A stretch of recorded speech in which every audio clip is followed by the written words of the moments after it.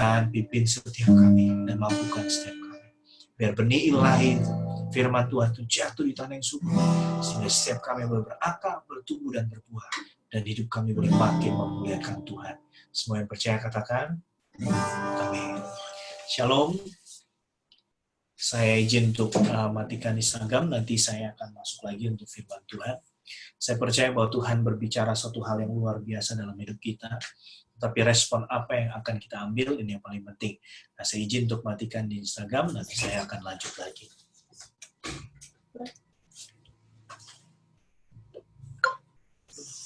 Tolong delete aja. Itu live lagi di atas. Ini hapus aja. Soalnya tadi mati ya. Masuk lagi, live lagi.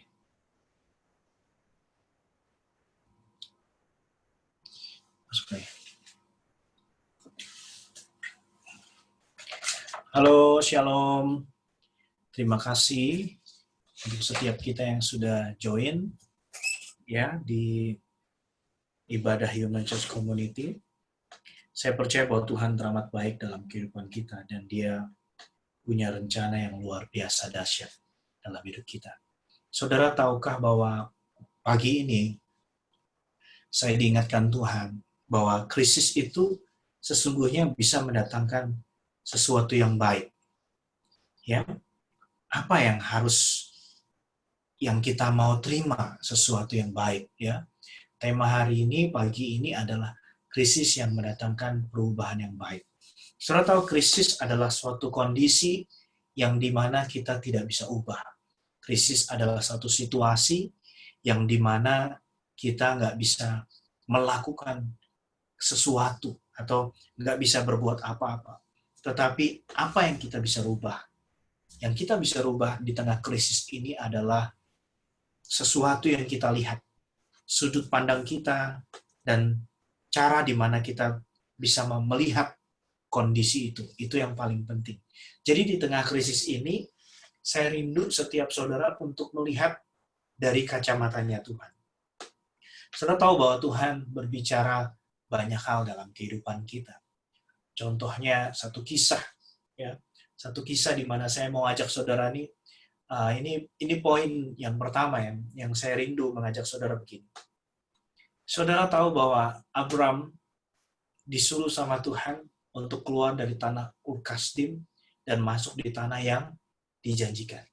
Ternyata waktu Abram pergi dari tanah Ur-Kasdim, ternyata waktu di tanah yang dijanjikan oleh Tuhan, dia mengalami suatu krisis yang hebat.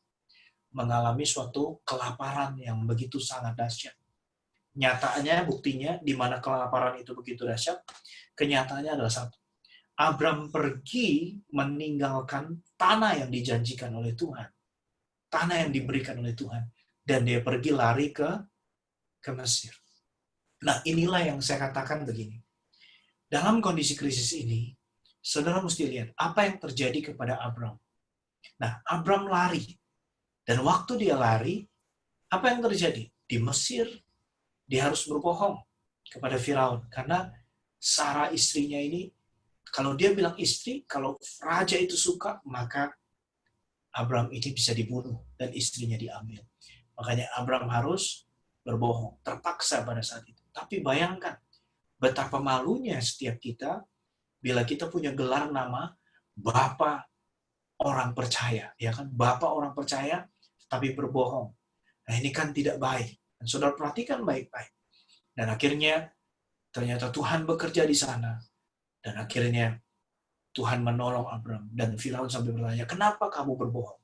Dan akhirnya Abram pergi lagi dan akhirnya kembali ke tanah yang dijanjikan Tuhan. Dan waktu dia kembali, saudara, apa yang terjadi? Dia kembali dipulihkan, kembali diberkati, penuh dengan penyertaan Tuhan, penuh dengan kebaikan Tuhan. Nah, ada 3 ujian terbesar yang kita bisa belajar dari Abram. Apa ujiannya? Yang pertama, Abram diberikan ujian supaya setiap kita dibersihkan dari yang namanya kekhawatiran, ketakutan. Nah, kacamata kita sebagai manusia, wajar kita seperti Abram. Tetapi kacamata rohani kita saat ini harus kita kenakan. kacamata iman kita, kacamata di mana kita berpengharapan kepada Tuhan, itu sangat penting dalam menghadapi krisis dan kondisi pada saat ini. Orang yang berjalan dengan apa adanya, dia merasa bahwa kondisi pandemik ini, ini mah biasa. Maka tidak ada sesuatu yang besar yang terjadi dalam hidupnya. Tetapi apa yang terjadi kepada orang yang dalam kondisi krisis ini, malah memandang bahwa sesuatu yang besar, sesuatu kebaikan, sesuatu yang dahsyat akan dinyatakan dalam hidupku. Maka sesuatu yang dahsyat itu akan terjadi dalam hidupnya. Nah, saya rindu, saudara. Apa yang harus kita lakukan?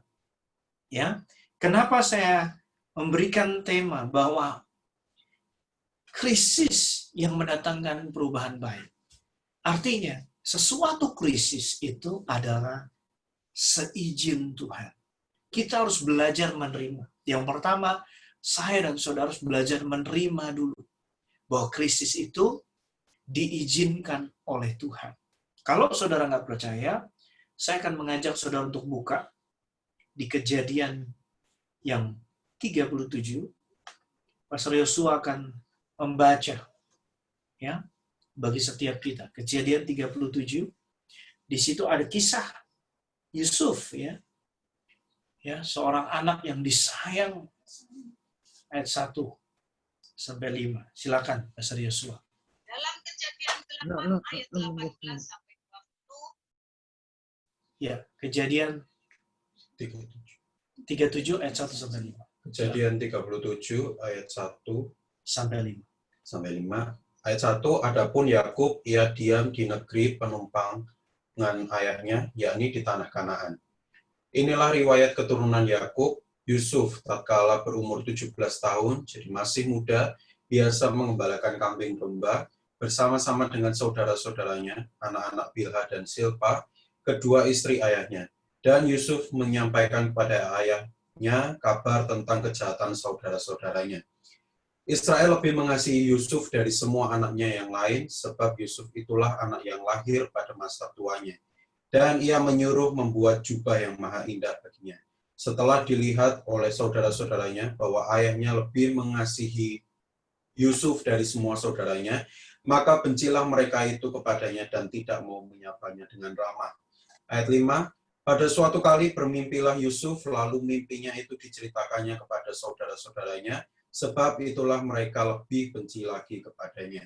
Perhatikan baik-baik. Yusuf tidak bisa memilih kapan dia dilahirkan. Tetapi pada masa tuanya, Yusuf dilahirkan.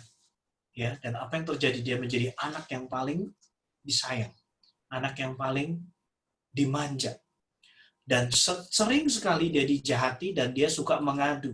Perhatikan baik-baik. Ya, dia suka mengadu, wah ini kakak saya jahat sama saya, ini kakak saya begini, ini kakak saya begini, ini kakak saya begini. Dan coba perhatikan baik-baik, apa yang terjadi? Jadi pada saat itu Yusuf diizinkan oleh Tuhan mengalami suatu proses. Nah, ada banyak orang yang tidak mau menerima proses. Dan akhirnya tidak bisa melewati sesuatu hal yang baik terjadi dalam hidupnya. Perhatikan baik apa yang terjadi. Singkat cerita, Yusuf disuruh ayahnya untuk mengembalakan domba. Menyusul kakak-kakaknya. Dan akhirnya, karena dia sangat dibenci oleh kakak-kakaknya, karena sebenarnya dibenci itu karena perbuatannya sendiri. Dia diberikan jubah yang terbaik pada saat itu, lalu dia pamer-pamerkan. Bayangkan kalau saudara punya adik seperti itu, saya percaya saudara juga pasti jengkel. Ya kan? Wah ini kurang ajar nih adik. Wah, membuat saya iri hati. Atau seperti itu ya. Dan akhirnya dia mau dibunuh. Tetapi diselamatkan oleh kakaknya Ruben dan dibuang ke dalam sumur.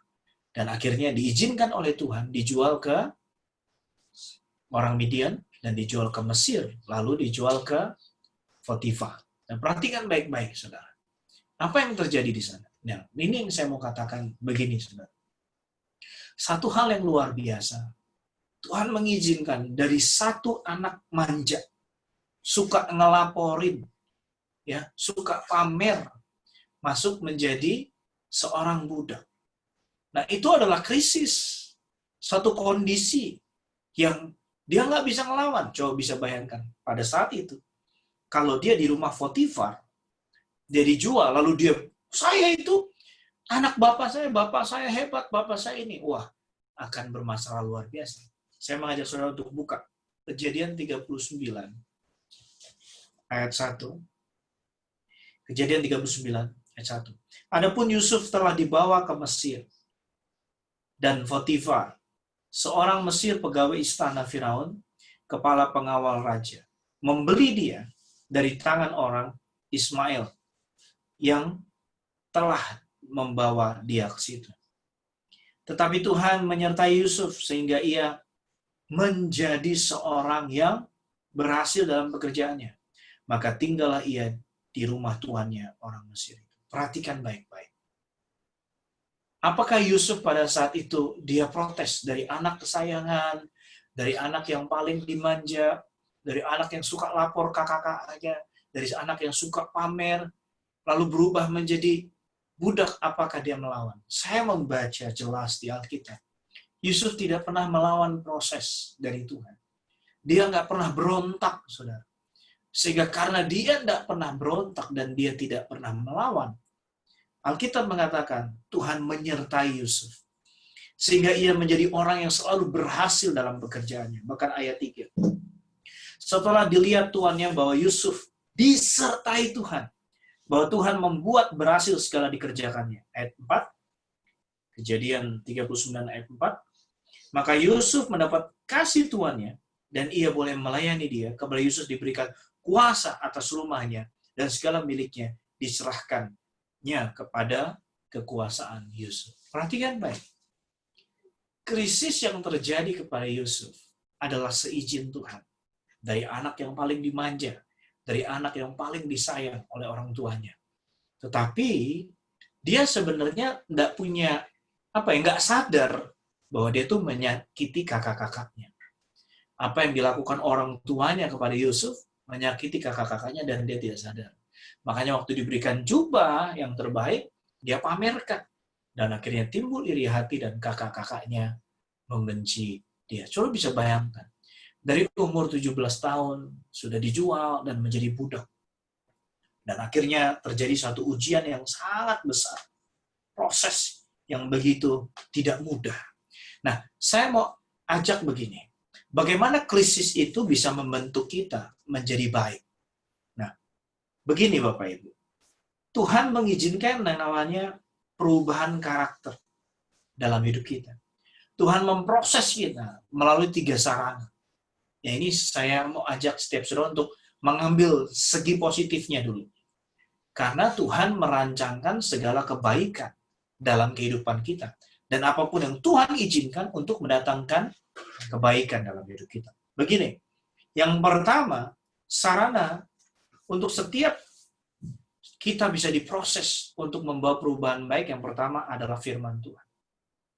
Firman Tuhan adalah kebenaran yang membawa kita pada hidup yang saleh. Jadi kalau saudara mau ikuti krisis ini, dan saudara mau ikuti proses Tuhan, maka jangan lawan prosesnya. Karena setiap saudara kalau lawan Tuhan pasti babak belur. Dan kalau kita babak belur, aduh repot saudara. Ingat, kita hanya manusia. Jangan pernah melawan Tuhan. Saudara bisa babak belur. Lebih baik taat. Sekalipun kita tidak mengerti apa yang Tuhan mau, tetapi percayalah, Dia mengerti yang terbaik bagi setiap kita. Yang percaya katakan, amin. Ya, 2 Timotius 3, 15-17. Perhatikan baik-baik. 2 Timotius 3 ayat 15. Ya, Tuhan memakai firman Tuhan untuk memproses dan membentuk kita untuk mengalami perubahan yang baik atau karakter yang baik. Firman Tuhan adalah kebenaran yang membawa kita pada hidup yang saleh. 2 Timotius 3, 15-17. Ingatlah juga bahwa dari kecil engkau sudah mengenal kitab suci yang dapat memberi hikmat kepadamu dan menuntun engkau kepada keselamatan oleh iman kepada Kristus Yesus. Perhatikan baik-baik. Ya, setiap kita sudah mengenal kitab suci yang memberi hikmat kepadamu dan menuntun engkau kepada keselamatan. Wow, kita bersyukur nih. Berarti firman Tuhan adalah kunci di mana kita bisa memperoleh hikmat dari Tuhan dan juga tuntunan daripada Tuhan. Ayat 16. Segala tulisan yang diilhamkan Allah memang bermanfaat untuk yang pertama, mengajar. Firman Tuhan fungsinya yang pertama, untuk mengajar.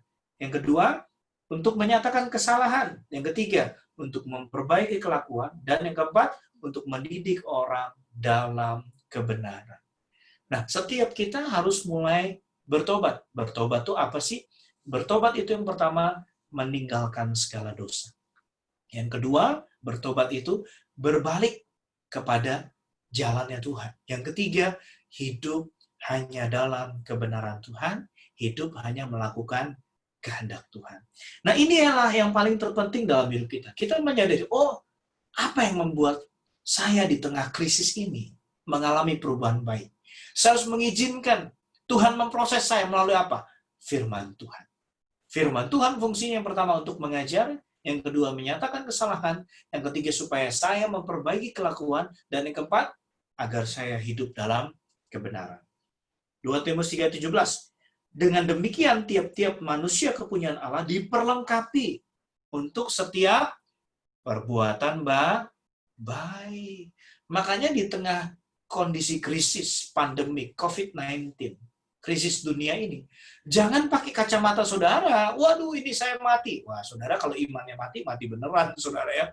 Tapi kalau saudara punya kacamata dan saudara ambil kacamatanya Tuhan, maka saudara akan mengambil garis besar dalam kehidupan saudara. Aku tahu bahwa Tuhan punya rencana yang dahsyat dalam hidupku.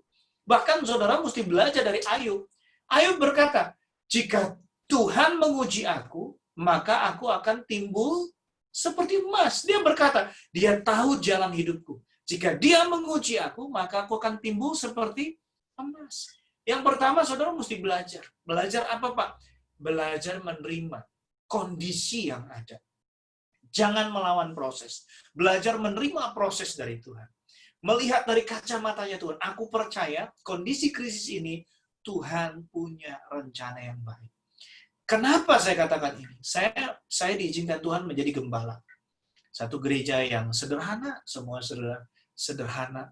Ya, waktu gembala pusat kami berdoa bahwa raja-raja akan datang. Saya berdoa, ya Tuhan, ada banyak jemaat, raja-raja mau datang terserah, tapi aku rindu mereka jemaat di tempat ini, mereka menjadi raja-raja Tuhan. Ya, sebelum raja-raja itu datang, aku rindu, aku minta, aku klaim dalam nama Tuhan Yesus, aku perkatakan dengan iman di dalam nama Tuhan Yesus, mereka yang belum jadi raja, mereka menjadi raja-raja Tuhan. Kenapa saya katakan seperti ini? Karena saya percaya Tuhan bisa datangkan raja, tetapi Tuhan juga bisa mengubahkan orang yang ada bersama dengan kami, jemaat-jemaat Tuhan, pelayan Tuhan yang belum sukses, mereka bisa diubahkan menjadi raja-raja Tuhan. Kenapa seperti ini? Di kondisi krisis ini, ada banyak orang dipecat, ada banyak orang gajinya dipotong. Tapi di kondisi krisis ini, Tuhan kok bisa melipatkan seorang pendapatan ibu-ibu 1000%, bahkan lebih kali, 2000% dari pendapatan yang pertama dia punya. Karena saya melihat dari setiap laporan keuangan, karena keuangan kami terbuka dari pemasukan dan pengeluaran, sehingga setiap bulan selalu ada laporan-laporan. Dan saya melihat, oh Tuhan bisa mengubahkan. Artinya dalam kondisi krisis seperti ini, jangan lagi mengeluh, jangan lagi menggerutu, jangan lagi down, ya, jangan lagi lari seperti Abraham waktu terjadi krisis di tanah yang dijanjikan oleh Tuhan. Dia pergi dari tanah Ukasdim, masuk ke tanah yang dijanjikan Tuhan. Dia lari gara-gara kelaparan hebat, krisis yang hebat, lari ke Mesir. Dan akhirnya di sana dia hampir kehilangan Sarah. Tapi puji Tuhan, Tuhan menolong Abraham dan istrinya untuk kembali ke tanah yang dijanjikan oleh Tuhan. Setiap kita mengalami krisis, tetapi respon apa yang kita ambil, tindakan apa, langkah apa yang benar, yang sesuai dengan kehendak Tuhan yang harus kita lakukan. Nah, perhatikan baik-baik. 2 Timotius 3:17 berkata, dengan demikian tiap-tiap manusia kepunyaan Allah diperlengkapi untuk setiap perbuatan baik. Artinya segala kondisi apapun diizinkan oleh Tuhan untuk membawa kita mengalami satu perbuatan dan perubahan yang baik akan terjadi dalam hidup kita. Nah, saudara mesti punya kacamata itu. Roma 8 ayat 28. Saudara mesti ambil itu. Ya, bahwa Tuhan punya rencana yang baik. Saya percaya dalam kondisi krisis ini Tuhan punya rancangan yang dahsyat. Saya pun juga mengalaminya. Saya punya dagangan motor-motor tua. Secara manusia nggak mungkin laku, saudara. Karena zaman sekarang orang lebih pilih beli sembako daripada beli motor-motor tua.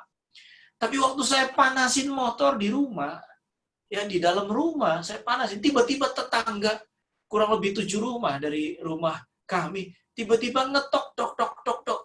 Pak, kok berisik banget? Saya pikir dia mau marah. Ternyata dia mau lihat motor apa sih yang dipanasin.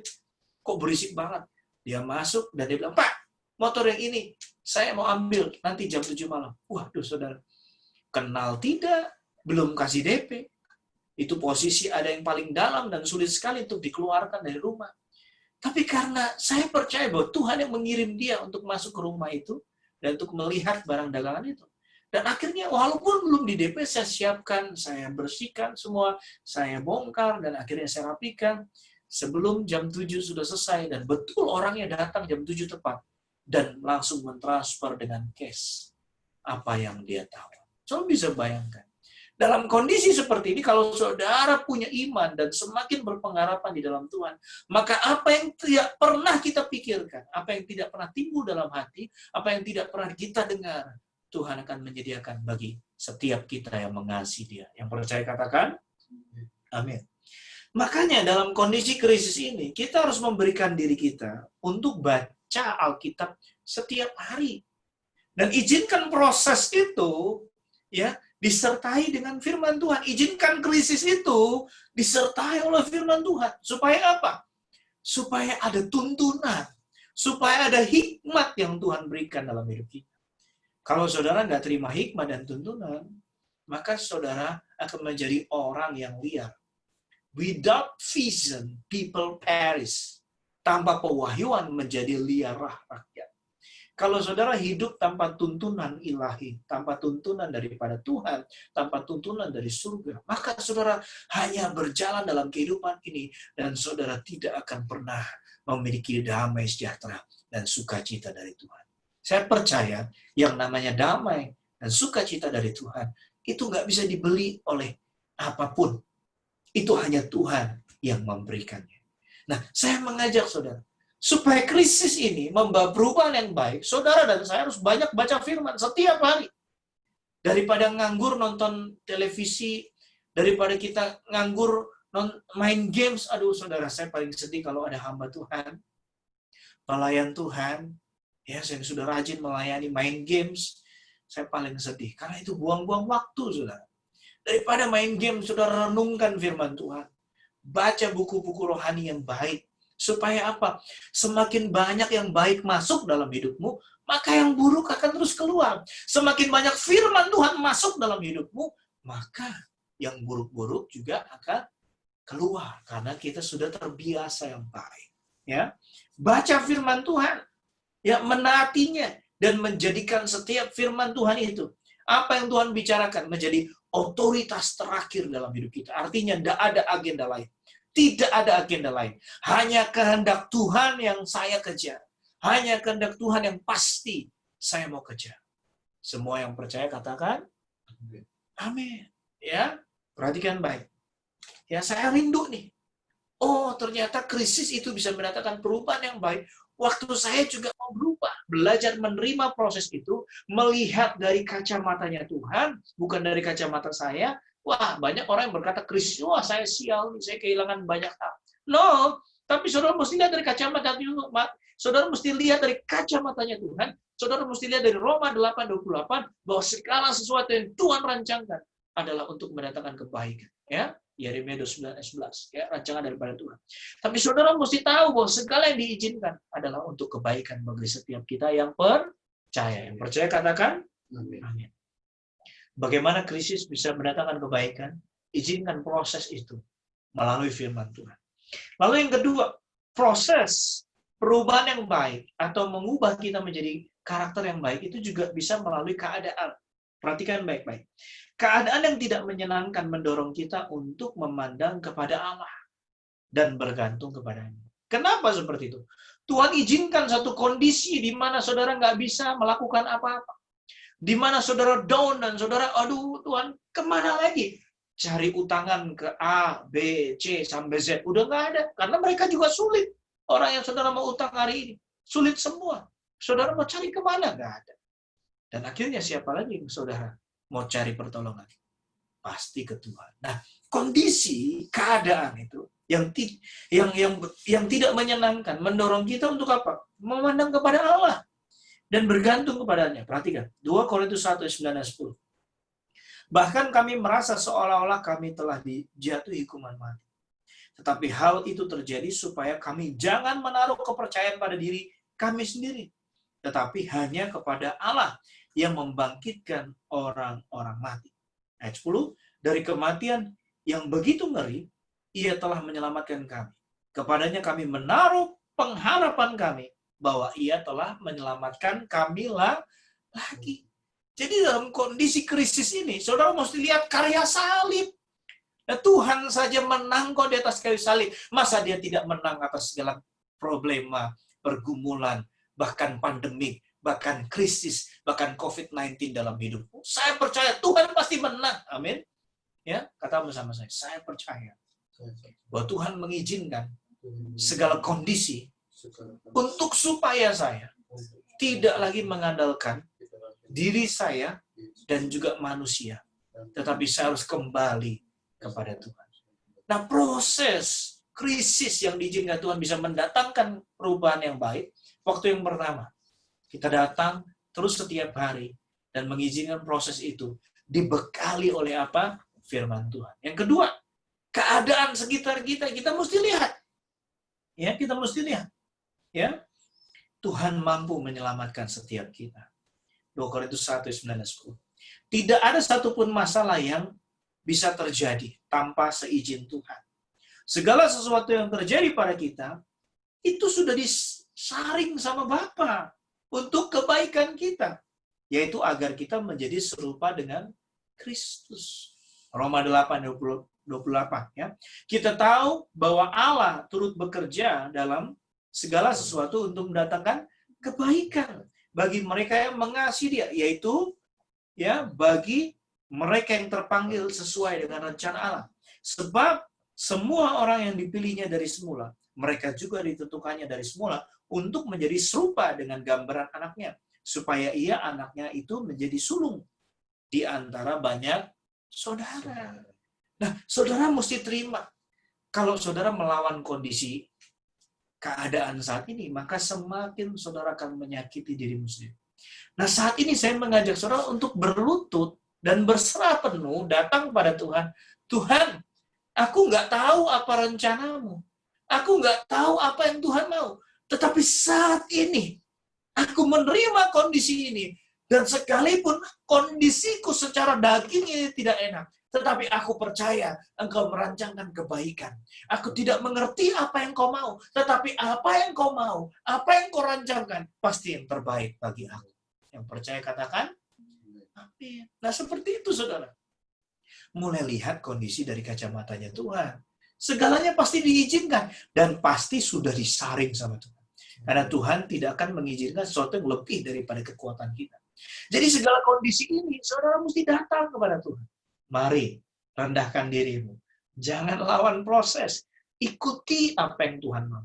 Semakin krisis ya saudara, semakin besar krisis itu, maka semakin besar mujizat yang Tuhan akan nyatakan dalam hidup saudara.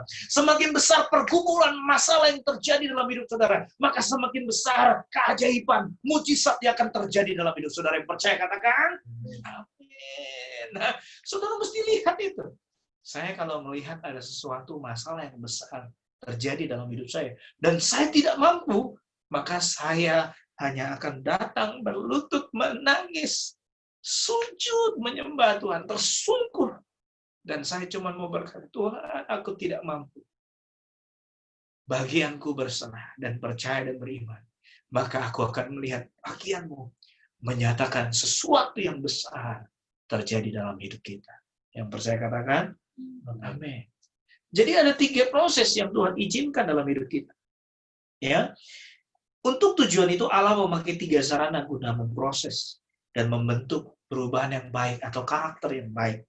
Yang pertama tadi melalui firman Tuhan. Ya, firman Tuhan akan membawa kita kepada kehidupan yang saleh. Jadi kalau di tengah krisis ini engkau terus bergaul karib dengan firman Tuhan, maka di tengah krisis ini Justru Tuhan akan membawa perubahan yang baik. Yaitu perubahan apa? Di tengah krisis. Perubahan saudara menjadi orang yang saleh. Menjadi orang yang semakin dekat kepada Tuhan. Menjadi orang yang semakin kudus di dalam Tuhan. Firman Tuhan berkata, berbahagialah orang yang suci hatinya, karena dia akan melihat Tuhan. Saya percaya bukan cuma melihat, tapi akan mengalami Tuhan. Siapa kita bisa melihat Tuhan? Tetapi kalau kita bisa mengalami Tuhan, maka yang namanya mujizat, keajaiban, hal yang luar biasa akan terjadi dalam hidup kita. Yang percaya katakan, amin. Mari ya, bergaul karib di tengah krisis ini, terus bergaul karib dengan Tuhan, melekat kepada Tuhan dalam doa, pujian, penyembahan. Yang terpenting adalah membaca firman Tuhan. Karena firman Tuhan akan membawa saudara makin ya diajar yang pertama. Yang kedua, supaya kita dinyatakan kesalahannya. Yang ketiga, supaya kita memperbaiki kelakuan. Yang keempat, supaya kita hidup dalam kebenaran Tuhan. Dan firman Tuhan akan membawa kita, mengisi hidup kita. Semakin banyak firman Tuhan yang masuk dalam hidup saudara, maka semakin banyak juga yang buruk keluar dalam hidup saudara. Amin. Kata bersama Tuhan, aku rindu. Di tengah krisis ini, aku mengisi hidupku dengan firman Tuhan. Amin. Ya, kalau saudara mau next level, saudara tahu ada proses yang diizinkan Tuhan, yaitu sarananya adalah keadaan. Keadaan tidak baik diizinkan oleh Tuhan, tetapi kacamata kita di tengah kondisi yang tidak baik. Apa yang kita bisa pegang? Roma 8 ayat 28. Kita tahu sekarang bahwa Allah turut bekerja dalam segala sesuatu untuk mendatangkan kebaikan. Jadi kalau saudara mengalami krisis dan saudara lihat Tuhan, maka di tengah krisis itu, saudara tahu bahwa aku tahu Tuhan punya rencana yang baik di tengah krisis ini. Yang percaya katakan, amin. Ya. Lalu yang ketiga, Tuhan pakai sarana apa, Pak? Untuk membawa saya menjadi perubahan yang baik. Yang pertama firman Tuhan. Yang kedua adalah melalui keadaan yang tidak menyenangkan dalam hidup kita. Yang ketiga adalah melalui orang. Ini boleh bantu dicas, kurang masuk. Sorry saudara ya, yang di atas ini. Sorry. Ya perhatikan baik-baik. Yang ketiga sarana yang dipakai Tuhan untuk mengubah hidup kita, membawa perubahan yang baik atau karakter yang baik adalah orang di sekitar kita. Orang di sekitar kita dipakai Tuhan untuk membawa setiap kita semakin mengerti. Kita melihat sesuatu yang buruk dari orang lain. Apa yang harus kita ubah? Ya, apa yang harus kita perbaiki? Seperti itu, saudara. Kedewasaan rohani tidak diperoleh dalam kondisi dan keadaan yang terisolasi. Seperti dalam biarawan, ya, biara atau apa. Tidak seperti itu. Tapi dalam komunitas orang percaya yang lebih saleh, dewasa juga di tengah orang-orang yang dewasa di dalam imannya. Nah, itu yang paling penting dalam kehidupan kita. Ya, mengapa seperti itu? Mengapa seperti itu?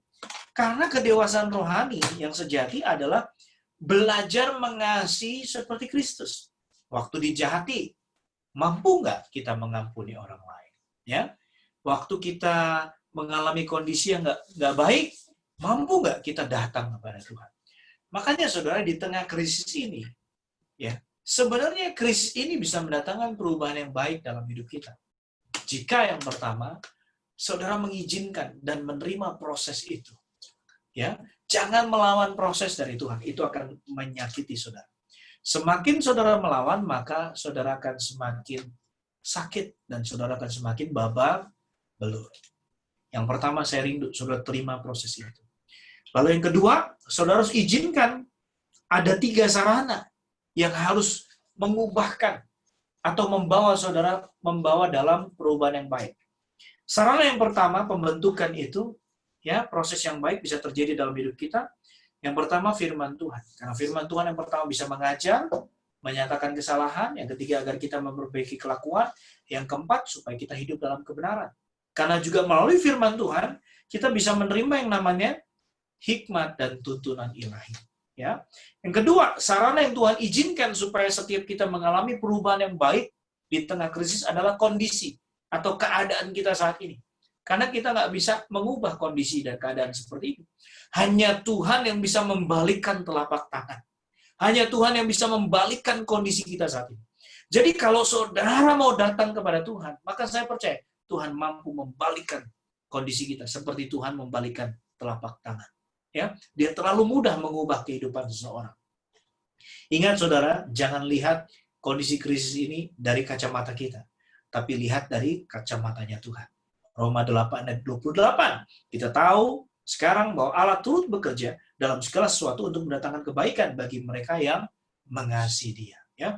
Yang ketiga, sarana apa yang Tuhan izinkan di tengah krisis ini untuk membawa kita makin mengalami perubahan yang baik atau karakter yang baik, saudara? Komunitas orang-orang di sekitar kita.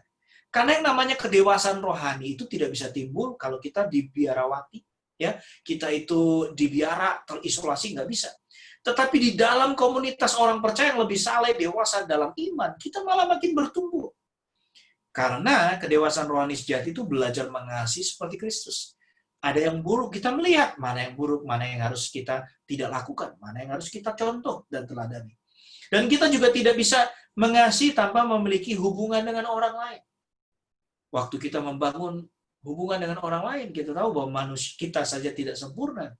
So, jangan berharap orang lain juga sempurna. Ya, kita tahu bahwa kesempurnaan hanya milik Tuhan. Kita bisa mengembangkan talenta kita sendiri, tetapi kita hanya bisa mengembangkan karakter kita bila kita berinteraksi dengan orang lain. Allah mengembangkan karakter ilahi dalam kehidupan kita dengan membiarkan kita mengalami berbagai keadaan yang tidak menyenangkan dan bahkan bertemu dengan orang-orang yang menyebalkan. Ya, saudara, gini deh. Kalau orang lain ketemu saudara, kira-kira orang itu senang atau enggak? Nah, kalau orang lain ketemu kita menghindar, saudara mesti introspeksi diri. Kenapa ya orang kok nggak senang ketemu saya? Kenapa ya orang kok menghindar terus ketemu saya? Atau gini deh, saudara. Saudara ketemu teman yang setiap ketemu dia ngejelekin orang, ngejelekin A, B, semua dijelekin. Saudara mau ketemu dia, malas ketemu. Nah, seperti itu, saudara. Kondisi itu diizinkan oleh Tuhan supaya apa? Kita melihat, oh, kalau ada orang membicarakan orang lain, ada orang yang suka gosipin orang lain, oh itu tidak baik ya. Kalau ada orang yang sombong, ya saudara tahu kan sombong, setiap kita juga pasti pernah sombong. Tapi pernah nggak saudara ketemu sama orang yang lebih sombong daripada saudara? Ya kan, waduh, ternyata orang ini lebih sombong daripada saya. Artinya sesuatu yang sombong, congkak itu tidak baik. Dan Tuhan izinkan kita melihat untuk apa? Mengubah. Oh ternyata tidak baik. Nah itu kalau orang peka. Sarana melalui orang lain itu kita bisa belajar. Tapi sayangnya banyak orang yang tidak peka dengan hal-hal itu. Ya, ingat baik. Allah mengembangkan karakter hidup kita dan membiarkan kita mengalami keadaan yang tidak menyenangkan. Bahkan bertemu dengan orang yang mungkin kadang-kadang sangat menyebalkan. Bila kita memilih untuk melakukan hal yang benar sesuai firman Tuhan, misalkan apa-apa, supaya saya ketemu orang itu dan saya bisa tabah, saya bisa sukacita. Ya saudara mesti bersyukur, sabar, mengampuni. Pak, kalau saya dijahati gimana Pak? Ya sudah, kalau Tuhan mengizinkan kau dijahati, maka itu adalah ujian. Mampu tidak saudara mengampuni orang yang jahat kepada saudara? Kalau saudara ditipu, mampu nggak saudara merelakan? Aduh Pak, uangnya besar. Iya, uangnya besar. Tapi Tuhan sanggup menggantikan. Saudara bisa mengampuni dan kasih dia waktu, kasih dia jalan. Ampuni segala kesalahan yang dia sudah buat, dan saudara kasih waktu. Ini saya kasih waktu untuk kamu bayar utang. Ini saya kasih waktu untuk kamu, supaya kamu nggak lari, hitam di atas putih atau apa. Berikan kesempatan kepada orang lain, dan doakan orang lain. Ya, suatu hari saya pernah bertemu dengan seorang ibu, ada artis utang sama dia, miliaran, saudara. Saya ajar, Bu, doakan terus supaya artis ini diberkati Tuhan. Jangan dikutuk, jangan disumpahin yang jelek-jelek, jangan. Karena kalau disumpahin jelek, tiba-tiba nggak bisa kerja, nanti dia nggak bisa bayar hutang. Dan akhirnya apa yang terjadi, saudara? Wah, terus saya ajar dia, berkati orang itu, berkati orang itu, berkati, ucapkan shalom, dan buka jalan berkatnya, supaya dia bisa bayar hutangnya. Ya, kadang-kadang ya, orang kalau punya hutang, lupa sama yang hutang, yang memberi hutang. Dan akhirnya, aduh, lupa, nggak pernah bayar, kan sedih juga. Ya, ingat, bersyukur, sabar, mengampuni. Kita akan makin serupa dengan Kristus, ya, kalau kita bisa sabar, mengampuni, dan juga bersyukur dalam segala kondisi. Sebaliknya, bila kita memiliki keinginan daging, misalkan bersungut-sungut dan membenci, maka kita akan semakin jauh dari Tuhan. Perhatikan baik-baik, saudara. Kisah di mana saudara bisa melihat yang namanya karakter itu begitu penting. Yusuf, saudara bisa lihat, rentetan hal yang buruk terus terjadi kepada Yusuf. Dan Yusuf mengalami begitu banyak hal-hal yang tidak baik. Tetapi perhatikan, Yusuf sebenarnya, ya, dia dari anak yang dimanja. Ini saya lanjutkan yang pertama ya. Yusuf tuh dimanja, ya. Dia waktu dikasih jubah yang terbaik, dia pamerkan kepada kakak-kakaknya, ya. Dan akhirnya, wah, kakaknya benci dia dan mau dibunuh. Dan diselamatkan Ruben, dibuang dalam sumur, dan akhirnya dijual oleh Potifar. Dan perhatikan baik-baik, waktu dijual di Mesir dan dijual oleh Potifar, apakah Yusuf pernah berontak menjadi budak? Tidak. Nah, orang yang tidak memberontak, maka akan mengalami yang namanya penyertaan Tuhan. Dan Alkitab berkata, karena Yusuf disertai Tuhan, apapun yang dikerjakan, Tuhan buat berhasil. Nah, dalam kondisi ini saya rindu saudara tidak memberontak kepada Tuhan. Apalagi saudara lari seperti Abram ke Mesir. Ya, kelaparan hebat, krisis lalu lari. Jangan. Ya. Mulai dibenci Yusuf oleh saudara-saudara, lalu dimasukkan ke dalam sumur, dijual sebagai budak. Ya. Wah, saudara. Dan waktu dia disertai Tuhan. Nah, perhatikan baik-baik. Kalau saudara sudah mengalami pemulihan, tentu akan ada ujian. Dalam hidup ini selalu ada ujian. Apa yang diuji, Pak? Iman. Karena Paulus berkata, aku telah mengakhiri pertandingan dengan baik dan aku telah memelihara iman. Perhatikan baik-baik. Waktu Yusuf disertai Tuhan, apapun yang dikerjakan berhasil, bahkan segala kepunyaan Potifar diserahkan pada Yusuf, akhirnya iblis datang. Iblis datang sebagai tante Potifar, istrinya Potifar. Digodai. Dan akhirnya Yusuf lari keluar. Kalau Yusuf lari ke kamar mandi, wah itu Yusuf menggodai tante Potifar. Dia lari keluar. Ada sesuatu pergaulan yang buruk, saudara mesti keluar. Jangan pernah tinggal di situ. Ya, pergaulan yang buruk pasti merusak yang baik. Pak, tapi itu sahabat saya. Iya, kita bersahabat. Tapi kuatkan imanmu dulu. Saudara bertekun di dalam Tuhan. Bertekun dalam pengharapan. Kenal Tuhan lebih dalam. Supaya saudara bisa memuridkan mereka. Kalau saudara sudah dimuridkan. Paling penting kalau saudara sudah dibekali, sudah diperlengkapi, maka saudara bisa memperlengkapi banyak orang. Ya, perhatikan baik-baik. Yusuf dibenci, dijual sebagai budak, digoda, difitnah oleh istri Potifar, dijebloskan dalam penjara. Apakah dia memberontak? Tidak sama sekali. Dan perhatikan baik satu hal yang dahsyat. Yusuf memiliki karakter yang tidak bergantung kepada Tuhan. Ia menjaga kesucian hidup, ya, memiliki respon yang positif dalam situasi kondisi yang negatif, ya, bekerja dengan sebaik-baiknya. Dia menunjukkan tanggung jawab yang benar, memperhatikan kerohanian anak-anaknya pada saat itu, bahkan menyatakan kasih pengampunan dan bukan dendam. Akibatnya hidupnya menjadi berkat dan sampai akhir hayatnya. Bahkan kalau saudara melihat satu hal yang luar biasa, Yusuf mengalami suatu hal yang luar biasa. Begini Bapak Ibu, saya ingin saudara melihat satu kondisi yang krisis yang kita tidak bisa ubah. Tetapi saya ingin saudara melihat respon Yusuf. Setelah rentetan peristiwa buruk terjadi kepada Yusuf. Dan di akhir perjalanannya, ada satu ujian, dia harus mengampuni kakak-kakaknya. Dan ternyata waktu dia mampu mengampuni, Tuhan memakai dia dengan luar biasa. Dan dia menyelamatkan banyak bangsa. Kejadian 50, ayat 20 dan 21. Perhatikan baik-baik. Saudara mesti punya sudut pandang seperti ini di tengah krisis. Kalau krisis ini mau membawa perubahan yang baik, maka saudara mesti punya hati Yusuf seperti ini. Tidak banyak orang yang seperti ini. Hati Yusuf ini seperti Stefanus. Waktu dirajam batu, Stefanus menatap ke langit. Karena dengan menatap ke langit, dia mendapat kekuatan dari Tuhan. Tapi respon yang kedua, Stefanus berkata, Bapa, Tuhan, jangan tanggungkan dosa ini kepada mereka. Tidak banyak orang Kristen seperti ini. Kenapa? Karena dia tidak mengasihi Tuhan. Kalau saudara mengasihi Tuhan, maka saudara bisa mengasihi orang-orang di sekitar saudara. Kita tidak bisa jaga hati dan mulut orang, tetapi kita bisa menjaga hati dan mulut kita.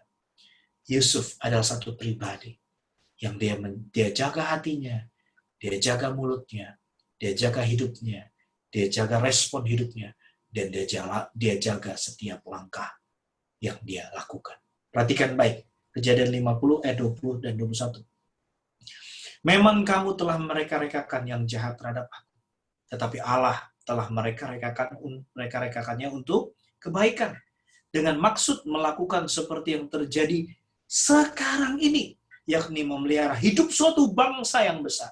Jadi janganlah takut, aku akan menanggung makananmu dan makan anak-anakmu juga. Demikianlah ia menghibur mereka dan menenangkan hati mereka dengan perkataannya. Saudara bisa bayangkan Yusuf. Dia mengalami krisis dan dia melewati krisis. Dia tahu waktu dia mengalami krisis, semua kakak-kakaknya membenci dia dan mau membunuh dia dan menjual dia. Tetapi di kondisi highest level, highest calling, di mana dia menjadi Perdana Menteri Firaun, menjadi orang yang kedua di Mesir. So, perhatikan baik-baik apa yang terjadi.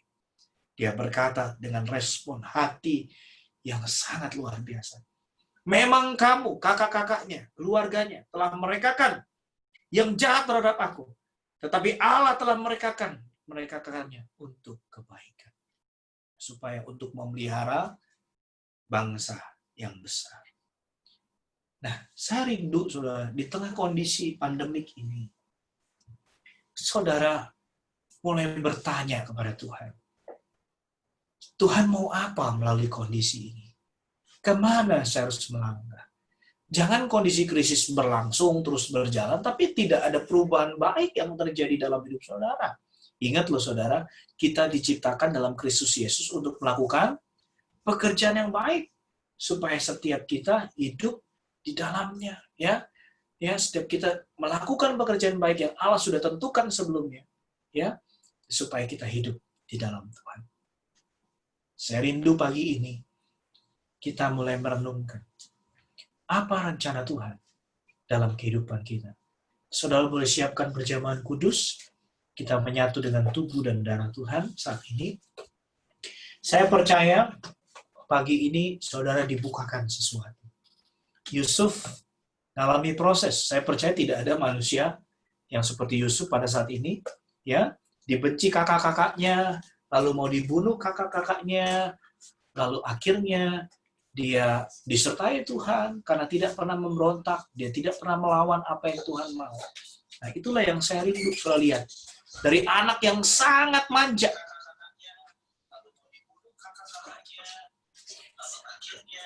dari anak yang sangat dimanja, ya, dari anak yang tadinya sangat manja, dan tiba-tiba diubahkan oleh Tuhan menjadi anak yang taat.